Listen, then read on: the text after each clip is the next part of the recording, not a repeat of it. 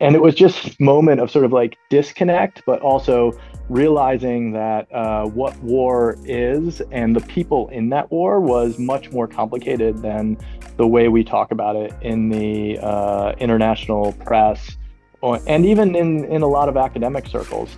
And so it opened up this question to me about these private security contractors who are often called third country nationals and what they were doing in Afghanistan. And so then I ended up spending about 3 of my next years pursuing that question. Hi, and welcome to the There's Another Way podcast with me, Adam Halverson. And me, Pete Dolby. And you've come to the place where each episode we'll be shining a light on authentic people who have chosen an alternative path to their new normal to find another way. Hey everyone, we are thrilled to welcome Noah Coburn, a distinguished Professor of Anthropology, to our show today.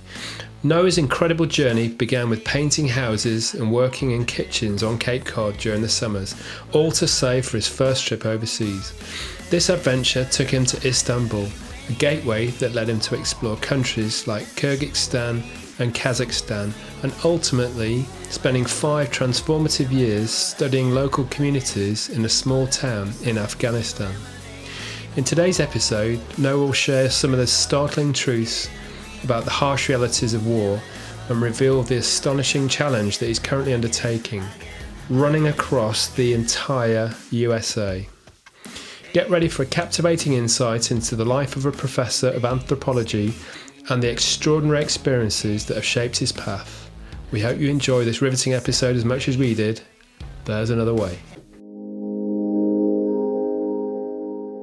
Well, we are delighted to be joined today again by Mr. Noah Coburn, who is a professor in anthropology, and we're just delighted that you're able to join us today after our technical glitches a couple of weeks ago. Noah, how are you doing today? Absolutely, I'm great. Thanks, Pete. So nice to be here with you and Adam again. Amazing. And again, apologies for those glitches, but it's great to have you back. Whereabouts in the world are you dialing in from today? You are hearing me coming from my home in southern Vermont, which for those of your British listeners is in the north of New England. So about 3 hours drive north of New York City, maybe a little bit more. Yeah, it's a beautiful part of the world up there in the northeast, isn't it? It is, it is. And we're right up snug in the mountains with a nice little river flowing by, and it's a lovely summer day over here. Well, that sounds idyllic. And talking of idyllic in the northeast, we should probably set the scene in terms of how you and I met many, many years ago, Noah. Nicole and I headed out for the summer to Cape Cod, not knowing what was going to be in store for us when we got there. And we landed, talking of idyllic, what a beautiful setting, Wellfleet in the Cape. Mm-hmm. And we met you working in a beautiful cafe, and we've been friends ever since and spent 2 summers working together. Absolutely. And we worked for the amazing Jean Woodis, who sadly has passed away, but was really just a charismatic fireball of a woman. And she ran this terrific little cafe where she didn't really care what the customers wanted. She was going to do things her way. And she was just a great woman to work for. She really was. It's quite the anti-Disney experience, going from a big, yes. The customer's always right experience at Disney in Florida a year later to be learning all that, well, a few years later, learning all that from Jean. So yeah, she was an amazing lady, wasn't she? And ran a fantastic cafe. And I would have loved to have got her on here, by the way, to interview her, because she put her arse off all summer, flat out with loads of tourists, and then we'd wave all the tourists off as they left. Was it Labor Day weekend they left, or? Usually, yep. Yeah, and then she would spend her winters traveling through, where did she go? Costa Rica, didn't she?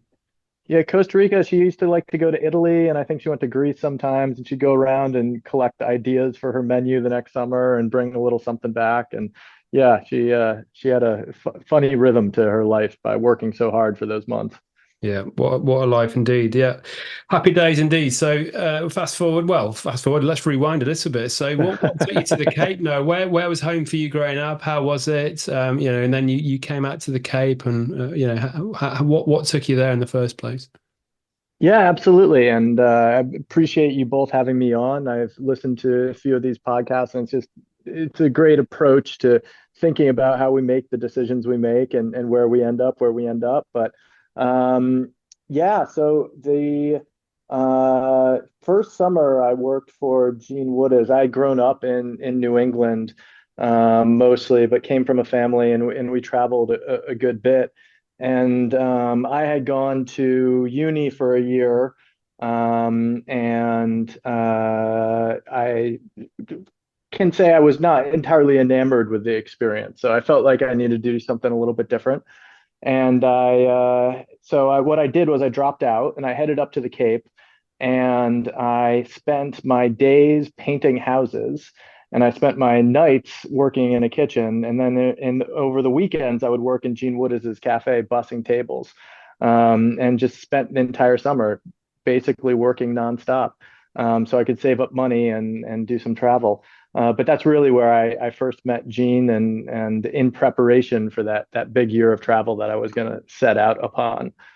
And what an amazing location to spend that time outdoors, painting houses, working nights. It must have been a fantastic life experience that you use and move forward from. Absolutely, yeah. You sort of saw a little bit of everything out there doing those kinds of jobs, and it was good. It was good preparation, I do believe. Yeah, yeah, absolutely. And I remember we turned up for the second summer. You didn't know that we were going to turn up. And we walked in the cafe one day. I remember you saying, "You came back." It was, and then we spent working again, playing tennis in the Yeah, afternoon, some yeah, pick five setters, and just generally, you had your 21st birthday. We were invited to that, yeah, barbecues on the beach. It was just yeah, beautiful, wasn't it? It's almost like a picture yeah. postcard movie set, really. The backdrop. Yep, and it was really one of those places where, as you pointed out, because there are all these tourists coming in, they never quite had enough workers, so they were always sort of importing these young Brits or people from other parts of the world, and so it was then this oddly sort of international experience of working with all these sort of younger people for the most part from different places. So that made it quite a fun experience as well. Brilliant. So you'd worked a couple of summers painting houses, working for Gene, and you had a bit of money in your back pocket. So what was the next part of your master plan after that? Well, yeah, master plan. Indeed, it was not. I mean, I was young. I didn't know exactly what I was doing. But back to the ways that were sort of influenced by family and different experiences. My grandparents actually met early in the 20th century in Istanbul. My grandfather was working over there, and my grandmother's father was a professor over there. And they met, and so what happened is, growing up, we didn't go to Istanbul. We didn't have family there anymore, but we grew up sort of hearing all these stories about it from my grandparents. It was sort of a place that they came back to in family lore quite a bit. And since I had done some travel before, I thought, well, I don't know exactly where I want to go. I don't know exactly what I want to do, but Istanbul seems like a good place to start, perhaps. So I finished up my summer of work, and I got a ticket, and I hopped on the plane, and I ended up in Istanbul. And after a week or two, got a job teaching English to businessmen. And that's how my year started, teaching English to businessmen during the week, and then traveling around seeing that part of the world on the weekends for the most part. It was quite a fun time to be there. And Istanbul, just an incredibly beautiful city, and so full of energy and wonderful with the water going right through it. So it was a terrific time for me to be there personally as well. It really is a beautiful location. Have you been to Istanbul? I've never been. I went with, well, lucky enough to go with work a few years ago, and yeah, wow, what a place! Just bustling with restaurants and cafes, and you can get a boat over from the Europe side to the Asian side, and beautiful mosques. It's really is an absolute wonder of a city, but an unusual choice for your first hop outside of the States for most people, I think. But it's the gateway to the East almost. So it's the start of your travel, wasn't it? Yeah, and really, I took advantage of the fact that it was so centrally located. So I ended up spending some time in Romania, spent some time in Eastern Europe, but also ended up taking a week and ended up backpacking down through Syria and into Lebanon, and Certainly not something that you can do these days. And it was really just well located for that. Went down to Jordan. And really, it sort of laid the groundwork for a lot of the rest of my career professionally, because even though I did come back to the United States, at that point, it wasn't that long after the collapse of the Soviet Union. And so you had all these new Central Asian countries like Uzbekistan, Kazakhstan, Turkmenistan, all of which are ethnically related to the Turks. And so at that point in Istanbul, there are quite a few young people from that part of the world coming to Istanbul, and quite a few Turks who are very interested in that part of the world too. And it was travel between those two places where was really opening up at that point. So while during that year I didn't end up venturing as far afield as those Central Asian republics, I did in subsequent years, about 5 years later, maybe it's even less than that, 2 or 3 years later, ended up in Kyrgyzstan for a summer. And that was really a place that I wouldn't have gotten to if I hadn't spent that time in poking around Turkey first, I think. And so at this point, no, it was really just sort of almost really just traveling.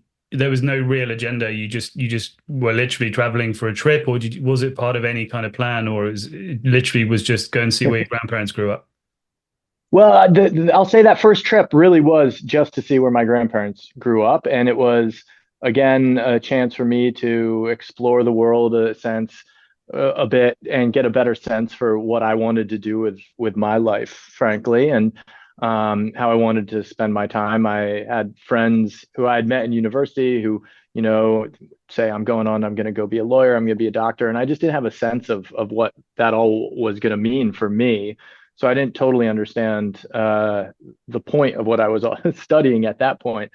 But in the meantime, I had a teacher who was very influential in some of my thinking, who said, and it's a bit of a cliche, but said, find out what you really like to do, and then find out some way to make that your job.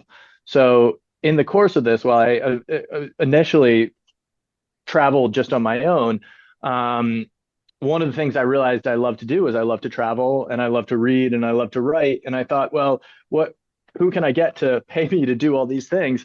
And turns out that anthropology, which of course is the study of places and culture and people, is a great avenue for that. So eventually, what I ended up doing was finishing university, going on to grad school, and some of my subsequent trips, first to Kyrgyzstan and Uzbekistan, where I did some master's research that was based on some grants that I had received, and then ultimately I went on to do my PhD field research a few years after that in Afghanistan, just to the south.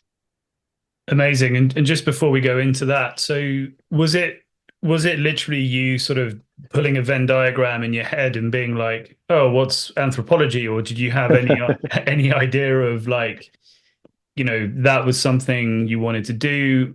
Was it sort of, No, yeah, that's a great question. And I think at this point, I could try to construct some narrative that makes it sound nice and organized and logical like that. But I mean, I think what it was more was, in the United States, we have these liberal arts colleges, and that's certainly what I went to, where you study sort of a range of disciplines.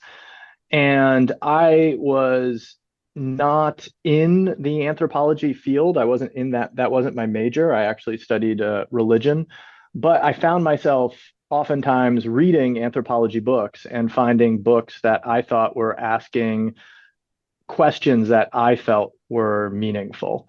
And so, for example, when I went to the Central Asian republics, as I said, this was just after the collapse of the Soviet Union. And for me personally, I was really interested in what does it look like to be a post-Soviet society, particularly in the Muslim world, where Islam was such an important part of everybody's daily routine, and yet you had a communist Soviet government that oppressed this for years. So what did that look like in the years afterwards? Those were things I was really interested in. And then later on, particularly in Afghanistan, what questions about what would Afghanistan look like after the Taliban had retreated. what would Afghanistan and young Afghans do as the world sort of opened up and they became more mobile in it. So yes, I ended up in anthropology for because it fits nicely into that Venn diagram, but I think it also, for me, was just a vehicle for exploring some of the questions I was interested in. And really, I think in my work, I've been really lucky to work at places that have allowed me to explore the questions that I want. I haven't worked in big departments where you have sort of very specialized fields. So I've been able to sort of follow the questions that I found most interesting. Uh, well, amazing. And in those early years or months of traveling, you talked about Kyrgyzstan, Kazakhstan. Which of those countries that you visited really kind of stood out and resonated, maybe from a cultural point of view or seen, yeah, whatever it may be? What was it that really any of those countries really stick in your head? Yeah, I mean, they all do for really different reasons. I mean, one of the things that's interesting, um, I think from a cultural standpoint, Uzbekistan was really interesting because Stalin, in his social and political engineering of those countries, drew the boundaries in ways that were meant to divide populations and really sort of used the divisions of ethnicity to his political advantage and to sort of weaken the area. So what you would find in Uzbekistan that was really interesting was you obviously it's a predominantly Uzbek country, but you'd also have a lot of Tajik merchants in the cities and in the bazaars. And I had been studying Dari, which is what they speak in Afghanistan, which is related to Tajik and mutually intelligible. And so it was interesting to find these sort of different cultural groupings that organize themselves around these areas. And then Uzbekistan also has a large Korean population that had been exiled by Stalin again to certain urban centers there. So seeing some of those the results of those political programs earlier in the century, to me that was really fascinating. So from a political standpoint, that was the most interesting, and of course that then brought with it all sorts of interesting food and interesting conversations. So uh, that really stood out for me. It's funny, P and I was just shaking my head in terms of how fascinating that is, and I think is really interesting to me because a lot of people can be interested in stuff. I think everybody is an armchair sort of politician or an armchair Hmm. sort of, but it's really interesting to me that you sort of had this kind of, I don't know what the right word is, but maybe gumption to be like, actually, I'm interested in this, but I really want to get deep in it. I mean, do you think that came from some of your background, or is it just, where do you think that spark came from? To have been born into a family that really encouraged me to read quite a bit. And we also did travel a good bit. So I think part of it is probably some natural curiosity in there. And part of that is the confidence that my parents were very supportive, not necessarily financially. And wouldn't even say they encouraged me to go do these things, but they certainly didn't stand in my way. And I think I know quite a few parents who would sort of raise an eyebrow more if their kids wanted to go off to some of these places when they were 19 years old. And my parents always were supportive in all of that, and supportive in helping me sort of think through and ask some of those questions. So yeah, I received a lot of encouragement along the way in that sense. It's really interesting. We had a lady called Jacqueline Wigglesworth on a couple of weeks ago, Noah, and I met her Hmm. accidentally at a talk, and she has traveled to 94 different countries and she's worked on 6 continents. And her very Wow. first step on her traveling journey was when she was 19 and she went to Nairobi in Kenya, and that was her Huh. first stop. So it's really interesting, and her parents, whether they liked it or not, they were supportive, but yeah, it's interesting. People have that freedom to go and explore, and that kick-started her trip Yeah. to all of those different places around the world.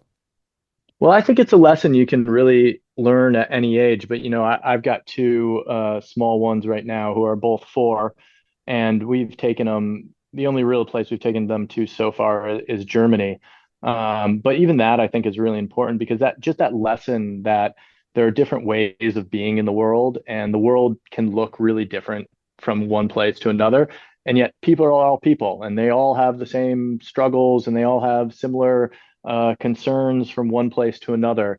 And so for me, and maybe I think maybe that time around 19 is an important time to have that sort of reinforced, and to know that there are young people out there in Istanbul and in Uzbekistan and Afghanistan or Nairobi or wherever it is, and they're all 19-year-olds all across the world are asking questions about what's my life going to look like? What kind of job should I try to get? And some of them are richer, some of them are poorer, some of them have different contexts, but there's a way in which we're all sort of tied together. And so both that difference and that similarity, I think, are really important lessons to get into your head at certain points in your life in particular. Yeah, I couldn't agree more. And I think I said on a previous recording, I think if everyone's kind of forced to go and travel between the ages of 18 to 20, go and see the world a little bit, there'll be fewer trolls and division, I think, in the world, more cultural. 100%. Yeah. Yep, I agree. So that's certainly what I'll be doing with my kids, if whether they like it or Good. not. But we'll see how well that goes down. But Yeah. it's just fascinating hearing the stories of people we speak to on this podcast and hearing how impactful it's been on their lives, I think. Absolutely. Yeah. Absolutely. And Go so ahead. and so these initial trips, so then you said you completed your degree and then did a PhD. So I guess you were in education for some time, but then that took you to, I guess, then actually more of your career, which, I guess from that initial traveling experience then got you into Afghanistan. Yeah, and that's where I've done the bulk of my field work and research and really sort of built my career um, since then. And so I first went over there in 2006, and I ended up ended up spending over 5 years there. But my initial field research, as anthropologists have historically been asked to do, I was very interested in marketplaces because from my research in Central Asia, I was quite interested in bazaars, these markets where people come. And Afghanistan, like Central Asia, has quite a good bit of ethnic diversity, people from different places. You have villagers, you have city dwellers. And if you go to one of these bazaars, for me, one of the interesting things was it is a place where all these people come together and they have to negotiate and they have to sort of figure out how they are going to make these economic transactions, but also just sort of exist as a society. So I was really interested in these marketplaces. So my initial time in Afghanistan was spent for a little over a year and a half, focused on this one town that was about an hour and a half north of Kabul called Istalif. And in Istalif, there was a lot of craftspeople because you oftentimes have craftspeople who work in the bazaar. And I lived with a group of potters there, and they were one of the more important groups in town. And I ended up just spending all this time watching them make pottery, watching them sell pottery, watching them talk about pottery, but also watching them talk about getting married and all those other sort of daily challenges. And particularly in this period, this was before the Taliban had sort of reorganized and asserted themselves northwards. So I really was there at a fortuitous time before the war kicked back off again, at least in the central part of the country where I was. So that first year and a half was a really nice time for me, just trying to understand this town and how the town worked. And as you pointed out, so that was my dissertation research, and I ended up taking that, writing that up, and turning that into my first book. But by the time that happened, I would really, Afghanistan had gotten its hooks on me, shall we say. It's a really wonderful country. People are quite welcoming. The food is fabulous. Every place is gorgeous. And so by that point, I was really interested in the place as well. And that led me to stay on. I was going to ask you, you just answered one of my questions, but how did you feel heading out to Afghanistan? Had the previous travel that you'd done kind of prepared you for it, or were you a little bit nervous to be going out there? And yeah, how welcoming were people of a foreigner being there and, kind of studying them? They were quite receptive by the sounds of it. Yeah, I mean, it depends. It depended very much at that point on where you were. And so I was certainly and that first visit to Kabul, the initial phase of the war had just wrapped up just before that. So as the plane landed, you could look out the window and you could see international soldiers jogging on the airstrip. And so that was certainly something I wasn't completely familiar with. But at that point, because the Taliban hadn't reasserted themselves, it was still a pretty light international presence. And for the most part, the area I was in, the town I was in fact, had been destroyed by the Taliban in 1997. So the town I was in hated the Taliban. And they were very welcoming initially of the Americans. The fact that Americans couldn't bring them sort of peace and prosperity after 15 years meant that over time, they were less welcoming of Americans. But certainly when I was there, they were very welcoming. And Afghans also have a fierce pride that I really love. So I would sort of explain the research I was doing and some of the things that I was working on. And oftentimes what they would like to shorthand this as, they would say, "Oh, so you're writing a book? Of course you're writing a book about us. You should write a book about us." And that was something that felt quite natural, shall we say. So that part of the work was not just easy, but was also enjoyable, that they were so open and willing to engage with me. And now, of course, particularly 2008, 2009, increasingly you saw Taliban and other groups bombing Kabul. You saw the American military and later the Afghan military responding, and they killed quite a few civilians as well. And so a lot of that goodwill eroded over the next decade. But the time I was there initially, there was still a lot of warmth and welcoming. And then as things got more dangerous, by that point, I already had connections at a place I was living. I knew people, and I learned how to navigate that. But I do think it's one of those Western privileges that we often have where we say, well, you don't want to go to a war zone. War zones are too dangerous. Well, Afghanistan was a war zone, but there were 30 million people living there. So those 30 million people, they all figured out how to get on with their lives and go to school and have kids and build houses. And sometimes that's just what you have to do. So they had sort of figured it out, and I tried to figure it out as much as I could along with them. Brilliant. And you talk about the book that you wrote. So the book that you were writing when you were in Afghanistan during your time there, was it The Bizarre Politics, Power and Pottery in an Afghan Market Town? Is that the book that you wrote when you were there? That was the first one I wrote. And I ended up not long after this, there was some elections happened. It was Hamid Karzai's second election. And so I ended up doing some work monitoring elections and writing about elections. So back to the sort of the theme of exploring and asking questions. As I was wrapping up that first book, I was watching all these local power brokers who I now knew quite well. I was watching them get ready for elections and prepare to engage with elections. And so that sort of naturally flowed into this second project of thinking about and writing about elections. So while I sort of started from this narrower anthropological lens, it kept expanding and broadening, and I ended up writing about quite a few other things as the years went by. Brilliant. And we were looking a few weeks ago. Your book, we couldn't find it. Was over £100 or something, but it looks like there's some soft copies available now for £23.99. So I think we might be having to buy one of those and have a read about that. It'd be really interesting to find out from your studies out there. And then, so what happened after you were in 5 years in total in Afghanistan? Yeah, 5 years. Spent some time off because, of course, you have to go defend your dissertation in this country. So I had to go back and present my work and do some of that. And I should say, definitely don't spend £100 on my book. And the first one's the worst one, right? That was that I was just figuring it out at that point. I always say my last one is my favorite. Okay. Which one's that? Also,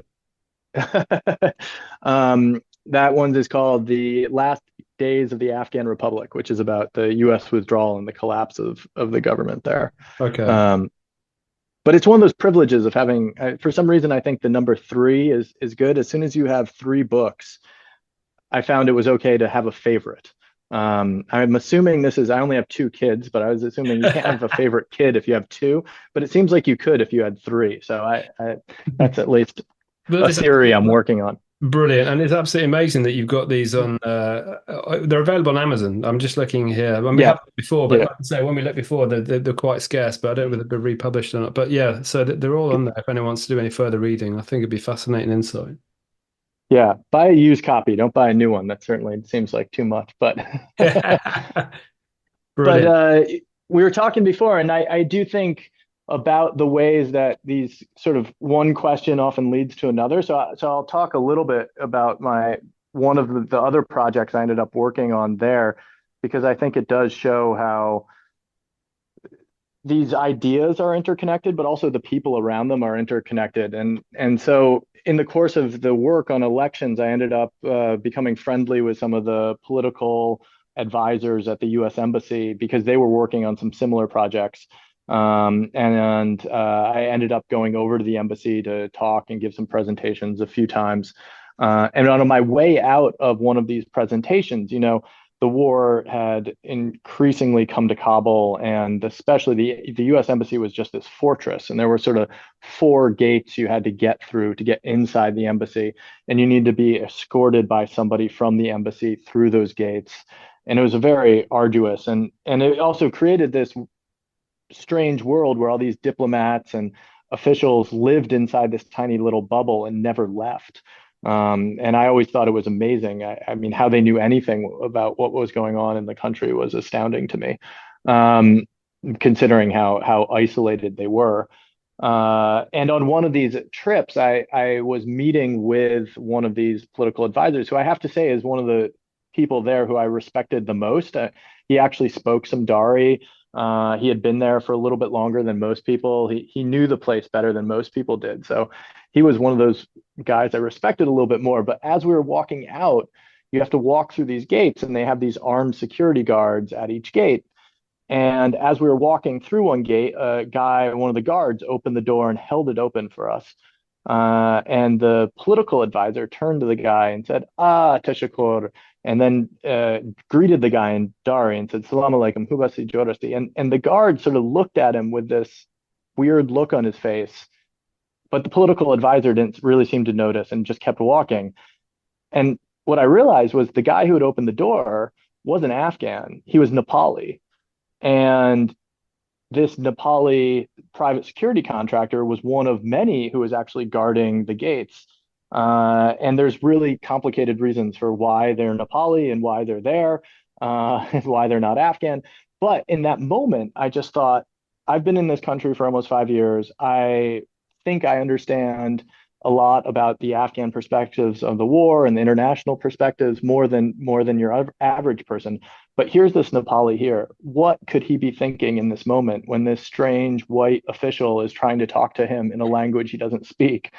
And it was just a moment of sort of like disconnect, but also realizing that what war is and the people in that war was much more complicated than the way we talk about it in the international press, and even in a lot of academic circles. And so it opened up this question to me about these private security contractors, who are often called third country nationals, and what they were doing in Afghanistan. And so then I ended up spending about 3 of my next years pursuing that question. And just before we go into that, what that also screams to me is a classic lack of connection between the reality and, like you said, the reality of the war, of a war, and often the reasons why countries are in those wars. But also you have diplomats, you have officials who are in an environment which they don't really truly understand. Absolutely, 100%. And they don't understand everything that's happening.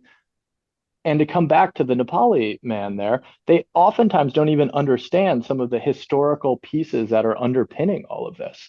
So you two, as British listeners, probably know this better than Americans do.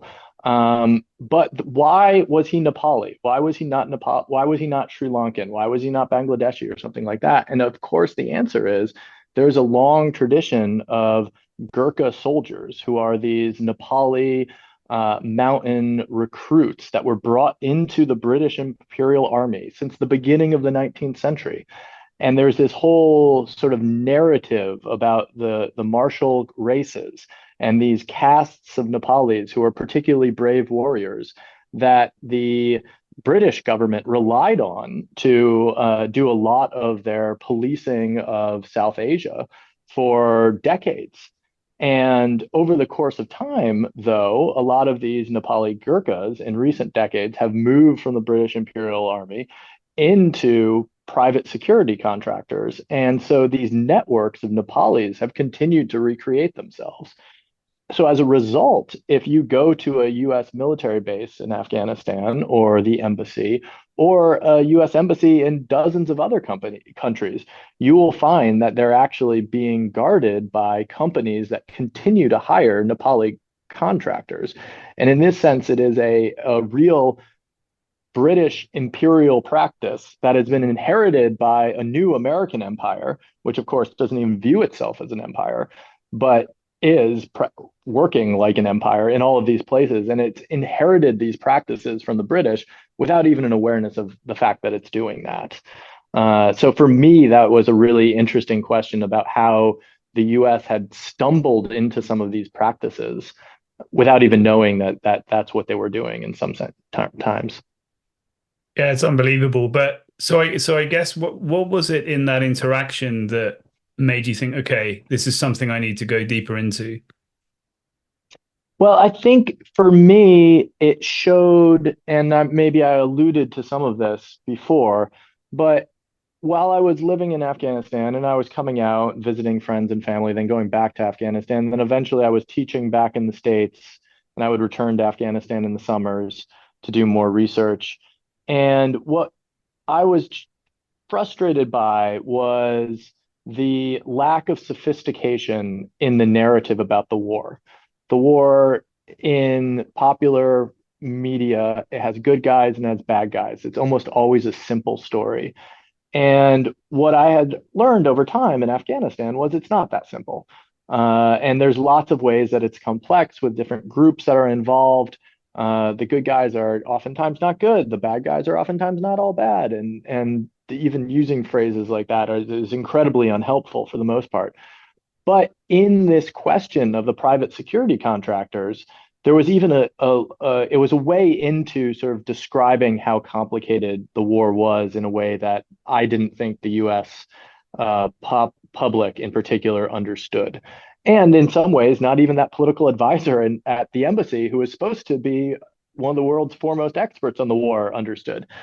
And what the piece I was looking at, the sort of tip underneath that tip of the iceberg, was that in the course of the wars that have followed the September 11 attacks in 2001, the US has grown increasingly reliant on private security contractors to do the work of soldiers. And the US military has always relied on some sort of contractors or mercenaries, but the numbers of which they've relied on has just increased exponentially. And this is increased under Democrat presidents and Republican presidents. And so by the time we're at sort of the height of the war in Afghanistan, you had 100,000 troops, US troops in Afghanistan, but you had 100,000 private security contractors as well.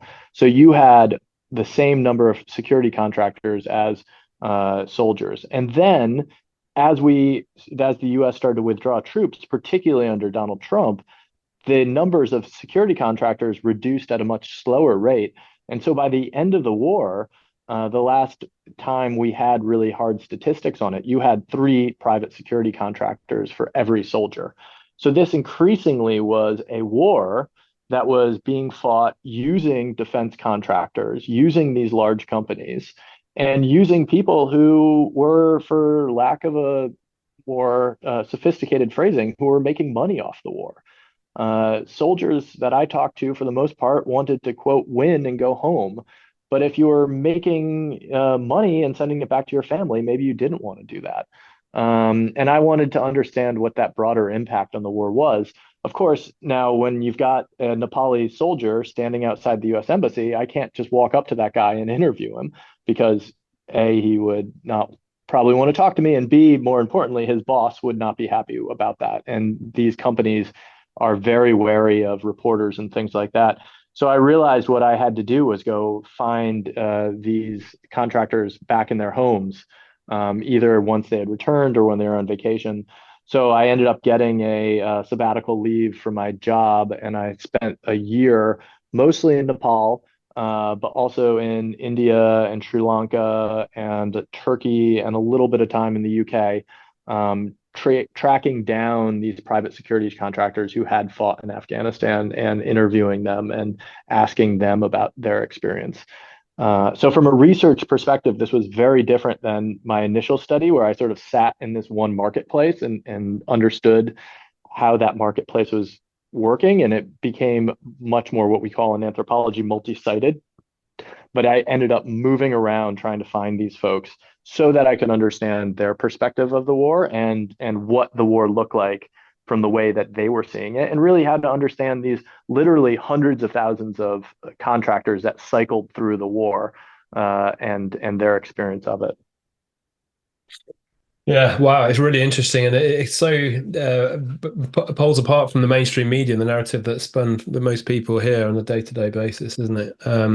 What was fascinating about that whole entire arm of your anthropological journey is that just that one single moment that you it was very perceptive of you to kind of notice that interaction back when he was speaking Dari to the security guard there from, I think it's really interesting that you kind of picked up on that, because you could have overlooked that and carried on and been none the wiser, or maybe not gone so soon into that journey, but the fact that you picked up on that was interesting. Those little threads and ask sometimes simple questions that lead to much more complicated questions, right? In military parlance, when they talk about the war in Afghanistan, particularly during those middle years, they oftentimes it was called an insurgency and a counterinsurgency, and these are referred to as, quote, small wars. And so there's a whole even Small Wars Institute and Small Wars journals, which are all about fighting local populations that are upset with the government. And the idea is that this is sort of about these small communities, these local communities. And so that was a way the war was being talked about in those years. But as you walk onto a US base, first of all, there were 42 other NATO member coalition members there. So you had Brits, you had the French, you had the Canadians, but you also had smaller countries like Hungary, Poland. But then on top of that, you had all of these tens of thousands of private security contractors, many of whom were also coming from neighboring South Asian countries. And so this war that was being called in all these settings a small war was really a global war. And it involved more countries than World War II did. And it pulled in people from almost every corner of the globe to come and fight in Afghanistan, which again was being sold to, I think, the American public and the British public as this small local war that we're trying to beat this small rebel group or something like that. And it simply wasn't the case. We had this massive global mobilization. And I think this is in many ways, and I think what you're seeing in a place like Ukraine or even Yemen these days is just another version of that. And yet we're still sort of locked in these movie versions of war that make it so simple, where we just need to defeat the bad guy and then go home. And I think particularly the economics of war has really changed the nature of them. But in some ways, as an anthropologist, I was also very interested in what that meant for these individuals.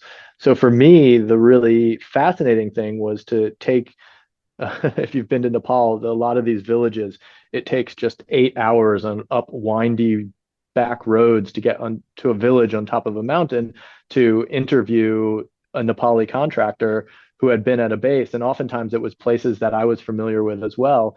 And so it was really interesting to then sit down with that person who comes from a place so different from the place that I come from. And yet we had this common experience in Afghanistan. We had eaten in the same mess hall. We had been there at the same time. And so sharing that common experience and then seeing how that had impacted his life. Obviously, I don't want to give away too much of the book and too much of the outcomes of the book. But one question that springs to mind is, who were the people, particularly, let's say, the Nepalis, who I think you spent the most time with? Who were they actually contracted to? Were they? I assume they weren't Nepali companies.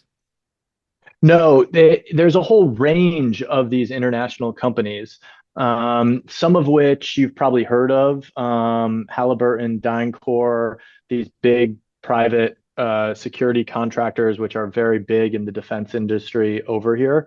But there's then this whole sort of ecosystem of smaller companies below that. Some are based in the Gulf, some are based in other parts of the world.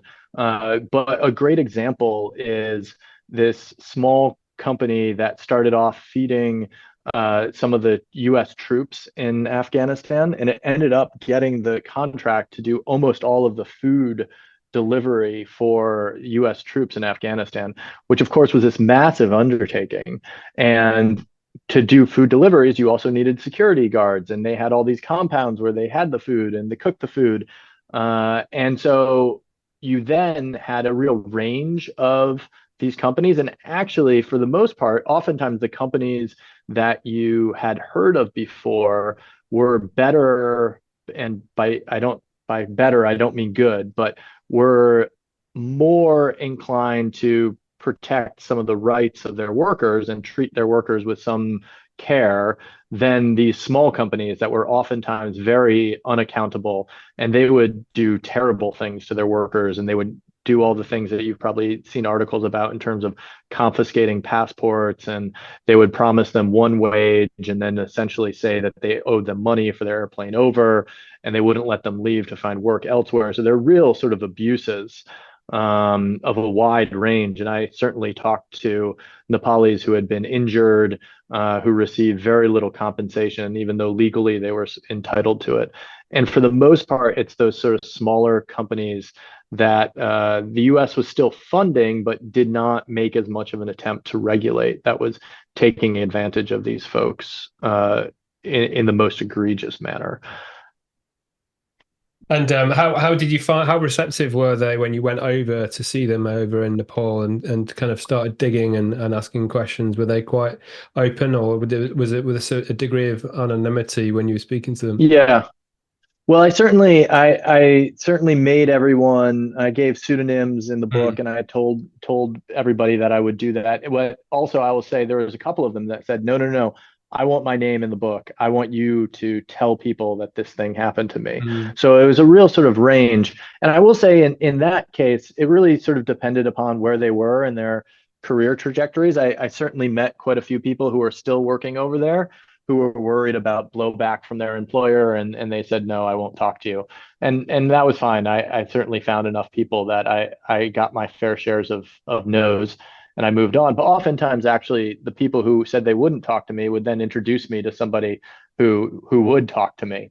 And I think in part because if you can imagine, for some of these Nepalis, the idea of you're living in this world and this life that is so alien and different from Afghanistan, and this life on a military compound, that oftentimes I think they had trouble sort of communicating to their friends and family what that was like. And so when all of a sudden you had this white anthropologist show up and knock on your door and say, "Hey, I want to hear about your experiences," I think in some ways, some of them at least found that very validating. In fact, I had one man in particular I remember who demanded that his kids all sit and listen to the interview. Like, he would say, "No, you sit there and listen to this guy talk to me." Wow. Because I think he was showing them that, look at this guy's interest. You guys should be more interested in my stories, maybe. But I mean, we talk in the UK and the US about veterans returning and PTSD and the trauma they've experienced. And there are all these not enough, but there are all these programs to sort of support reintegration and support veterans mentally with jobs and things like that. You had none of that for those Nepalis, right? Because they're private security contractors. And so they were all being sent home without any of this support and without any really sort of social recognition or any of the value attached to what they had done other than the paycheck that they had received. And at the time I was doing this, I mean, you would hear about cases where US soldiers had been redeployed 3, 4, 5 times. And that certainly was a terrible thing that was done to the US soldiers. But at that point, the war in Afghanistan had been going on for 15 years. And one of the Nepalis I interviewed had been there for 14 of those 15 years. So he just kept renewing his contract and renewing his contract, renewing his contract and sending money back home to his family. And that's somebody, I mean, to think about the sort of trauma of living in a war like that he was carrying that with him for the rest of his life. And certainly the Nepali government wasn't going to help him out with that. And the US government certainly wasn't helping out with that either.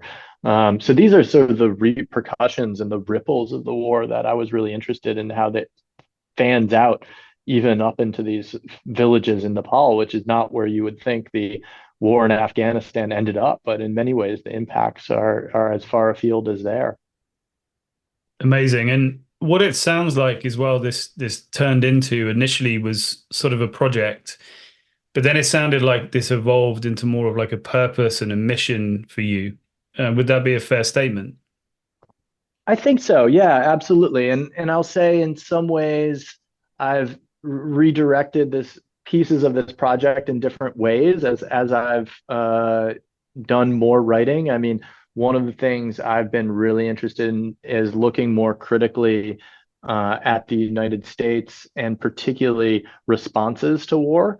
So if you think, for example, about the Vietnam War, we had massive student mobilization around opposition to the Vietnam War. And you think the opposition was so great, it became this real cultural moment, right? I mean, think about the music, the movies that came out around the Vietnam War. And you had none of that with the war in Afghanistan or the war in Iraq. Yeah, a couple war movies came out, but you didn't see mass protests that really sort of reshaped American society. So another question I had was, why not, right? How does America spend 20 years involved in the longest war it's ever been in, the most expensive war it's ever been in, and lose 2,000 soldiers and not have more of an impact on the public? Why were my students not more interested?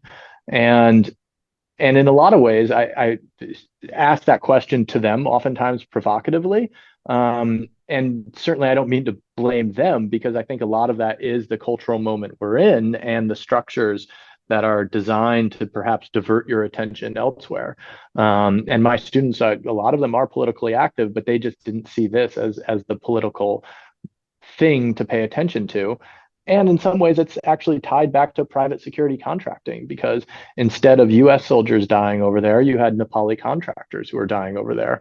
And Nepali contractors are not causing politicians the same amount of blowback that a young US draftee would have created during the Vietnam era.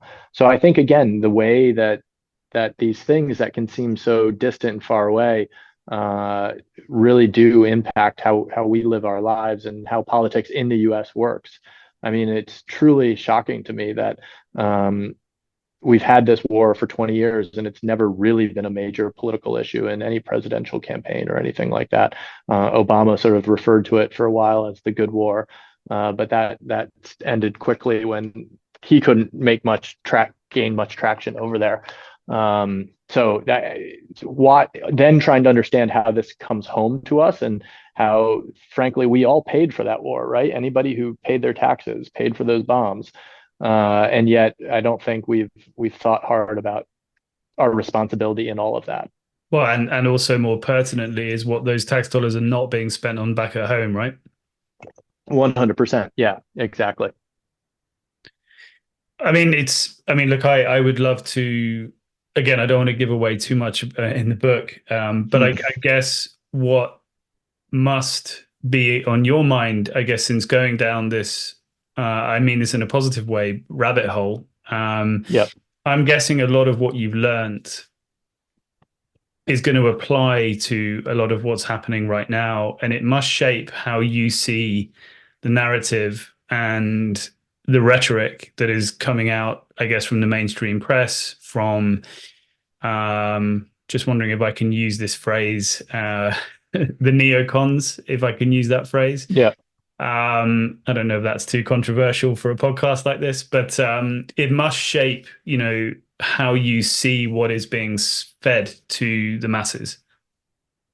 Yeah, I think that's absolutely right. And I think there's a real way, and I appreciate a lot of what you're doing in this podcast, because I think partly we are living in a world that, while we have the internet and while we have social media that is supposed to be connecting us more and more, it seems that we're actually entering an age where we see increases in nationalism. You see things like Brexit, that we are increasingly trying to isolate ourselves and cut ourselves off from other parts of the world.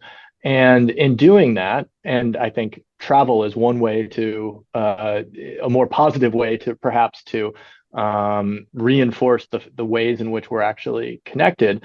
But the danger in these, the danger in sort of imagining that we're separate from each other and that these things don't have consequences, is that really they do, and we're just not seeing them. We're just not acknowledging them. So I think there's, to choose something that's happening now. I mean, I think there's particularly a strand in the US that says, well, we should just keep funding the war in the Ukraine as a way of sort of bleeding Russia and bleeding Putin. And we're not going to give them enough weapons to actually win the war, but we don't want them to lose the war either. And it will be somehow good for the US if that war just staggers onwards. Well, not only are thousands of Ukrainians dying, but I would argue that that war is going to have larger reverberations as we spend more money on things like weapons, and the defense contractors get stronger. The military defense sucks up more of the budget, as you pointed out. Less money to schools, less money for health and education, welfare, things like that. And yet, oftentimes, I think what's happening in a place like the Ukraine, we try to sort of put that in a box and sort of separate it off and say, well, that's just happening over there, and not look at the way in which it's actually deeply connected to political things that impact all of our lives as well. Absolutely. And I can testify from my own experiences, you have to be very careful on how you choose to discuss the Ukraine situation. I'm sure you find the same over there as well. But again, it does stagger me that sometimes we don't realize and obviously I've not been on the ground there. My history is extremely patchy, but it's probably less patchy than a lot of people's who seem to be the loudest and most emotive about the situation. And again, I guess from the research you've done, again, it must massively shape how you communicate to your students, and I guess how you kind of go forwards in your career. Yeah, I think that's spot on. And I think perhaps even, at least these days, at US college campuses, the other issue that this is even more true of is Israel and Palestine right now, right? Where everybody says, well, either you're this or you're that. And there seems to be not enough space to say, whoa, let's hold on a moment, because it's complicated. And to really understand what's happening here, you need to understand history, and we need to take a moment, and we need to be uncomfortable, and we need to understand that it's complicated. And I think that's true of the Ukraine, and it was certainly true in Afghanistan. And yet we live in a time when I think politics is pushing us, and social media is facilitating, right? Particularly just like put it in a tweet, get it out there really quickly, is really pushing all of us to have really simple opinions and to try to answer questions in the most simplest way possible, when really everybody's life is complicated. Your life is complicated, my life is complicated, and that's even more true about wars and things like that. And if we don't take a minute to really appreciate that complexity and to really try to study it and understand what this looks like from other people's viewpoints, then you're going to miss out. And that ability to understand things from different viewpoints is something that I think we've gotten worse at teaching our kids. And that's really something that I think we need to work on, whether it's sort of for our own kids or for students. But how do we step back and try to understand things from different vantage points as opposed to firing off a tweet that says something that oversimplifies?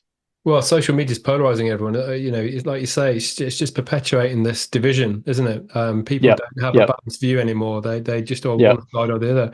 And what's worrying, I think, as well is, we've our generation has we can relate our experiences pre the internet times and maybe take a more balanced view. And we're using social media with the history that we've got. But the kids that are coming up now, that's all they know. They're digital natives. They don't know any different, and they're growing yep. in this world, this divided world where you're one side or the other. It's a real problem.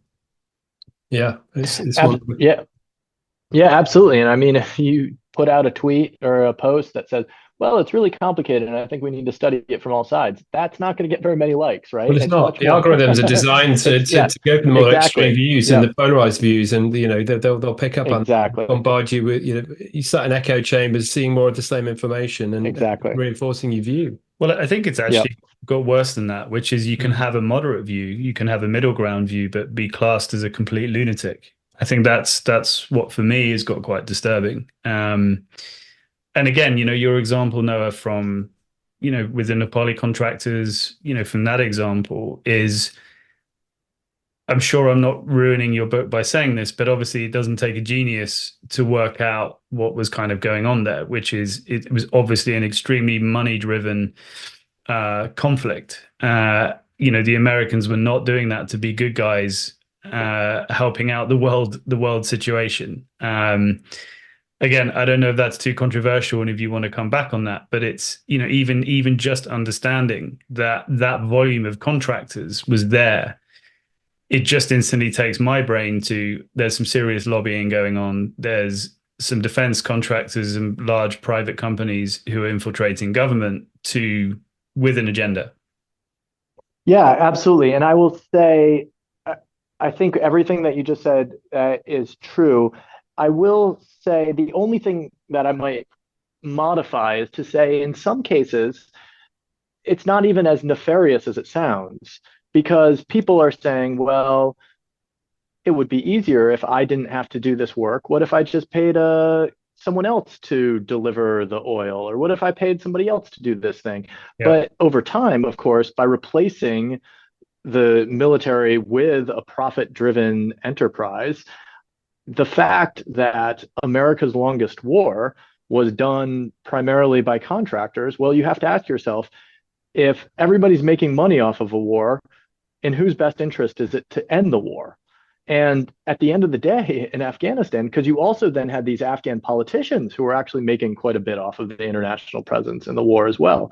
So you had Afghan politicians, you had defense contractors, and really the only people who wanted the war to end were the Afghans themselves and the US military to a certain degree as well.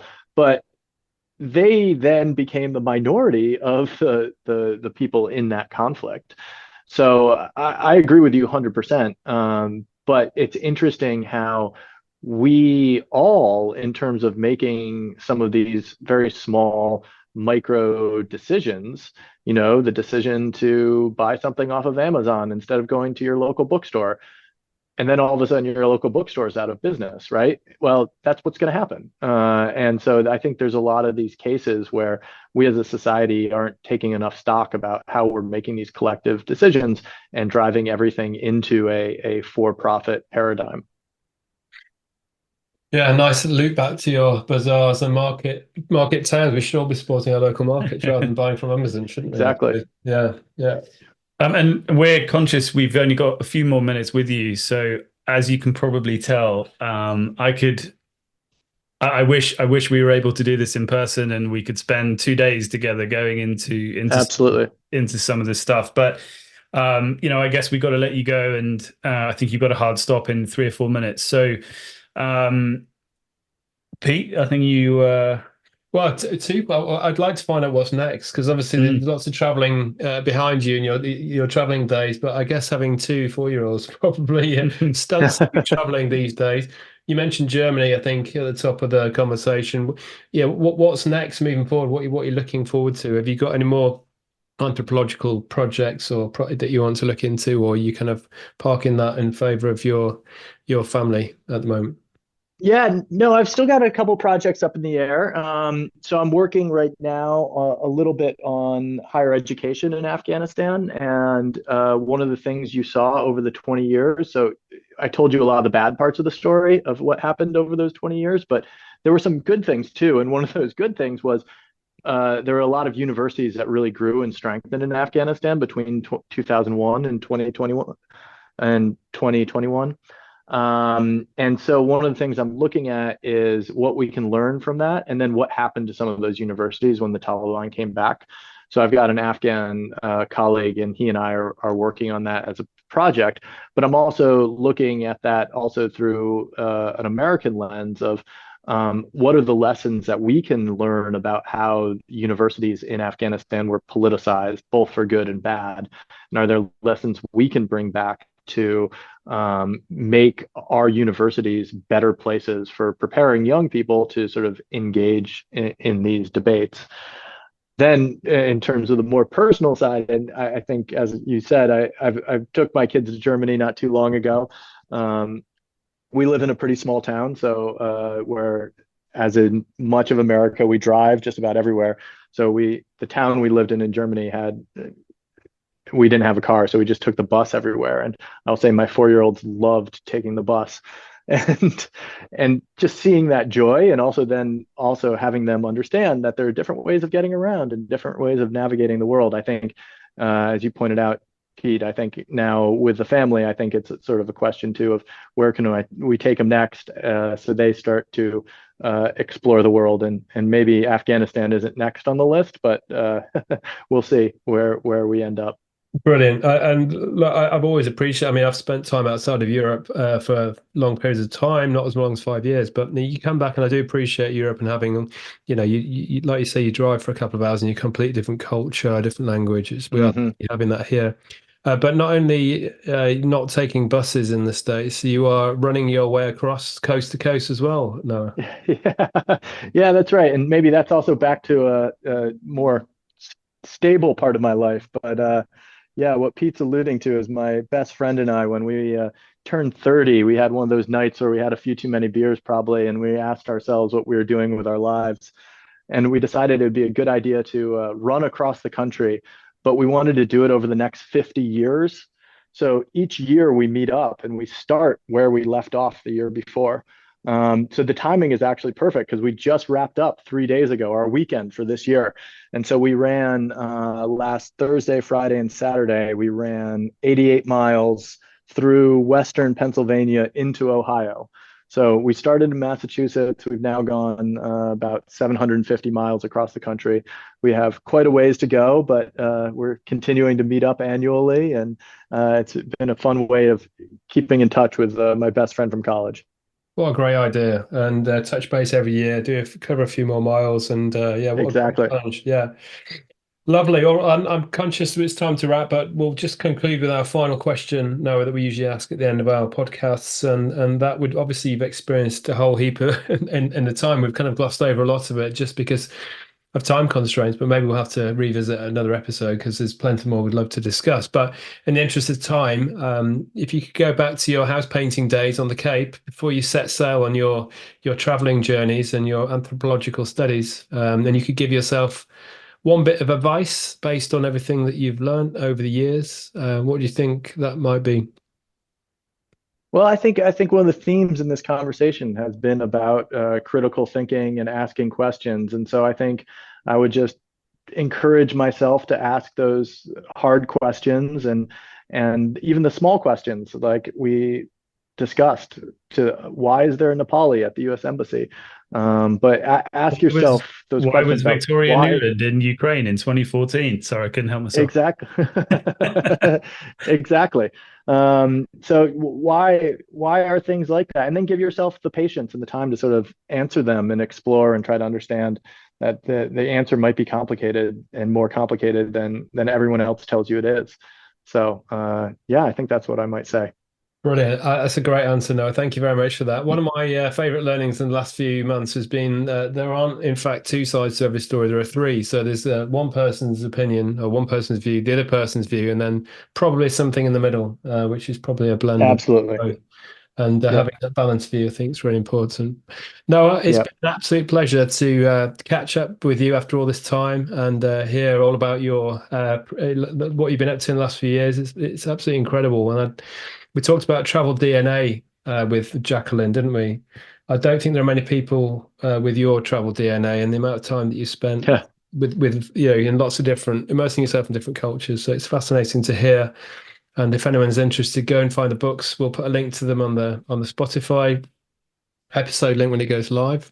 But yeah, a big thanks to you, Noah. It's great to catch up. We hope to catch up. Well, see you next time you're over this way with the Yeah. Great to catch up again and spend some time with you and the family.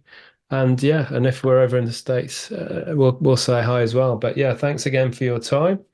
Best of luck with your move and the continued run across the States. And we look forward to seeing more books on the shelf soon. Thanks, Pete. Thanks, Adam. I appreciate all the time and the questions. It was a great conversation. Well, thank you so much, Noah. And yeah, let's continue talking because I think you can probably tell this is just fascinating. And thank you for everything you've done and for having the curiosity that you have and for going down the rabbit holes you have. And just yeah, absolutely, just super impressed. I don't know if that's the right word, but yeah, I think you should be really proud of what you've been doing and continue to do. So I'm just, yeah, feel very, very grateful to have this conversation. Great. Thanks. I appreciate it. Here. Take care, buddy. Speak to you soon. Bye-bye. Bye.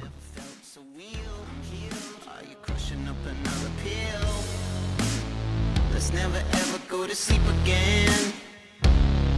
Wait, I think I'm starting to fade again. I don't want the end.